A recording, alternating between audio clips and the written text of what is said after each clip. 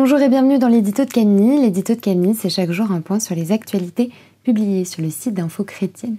Aujourd'hui, jeudi 23 juin 2022, l'espoir des nations. Alors que Madagascar célébrera dimanche 26 juin 62 ans d'indépendance, un concert de louanges chrétiennes organisé dimanche dernier a ouvert le lancement des festivités en l'honneur de cette date anniversaire. 70 000 personnes ont assisté à ce concert de la paix dans le stade Barea Mahamazina, un événement organisé conjointement par l'organisation Madagascar Will Rise et le président de la République, Andry Rajoelina.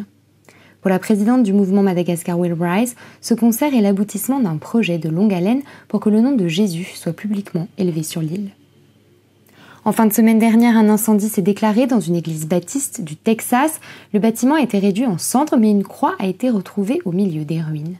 Pour le pasteur de cette communauté, il s'agit d'un signe de Dieu, pour signifier qu'il est présent même au cœur des tempêtes. Notre espoir est en Dieu, pas dans les hommes. Pourtant, parfois, il peut nous utiliser pour bénir et aider les autres. Dimanche 19 juin, les Français ont élu les 577 députés qui siégeront à l'Assemblée nationale pour les 5 prochaines années.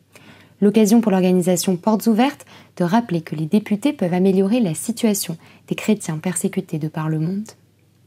Et enfin, avec l'augmentation du prix de l'essence, une église de Louisiane a trouvé un nouveau moyen de partager l'amour de Christ, offrir des bons d'essence.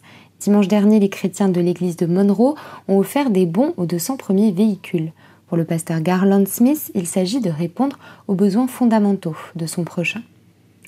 Voilà pour les nouvelles du jour, je vous invite à vous rendre sur le site d'Info Chrétienne pour en savoir plus. Je vous souhaite une très bonne soirée, soyez bénis.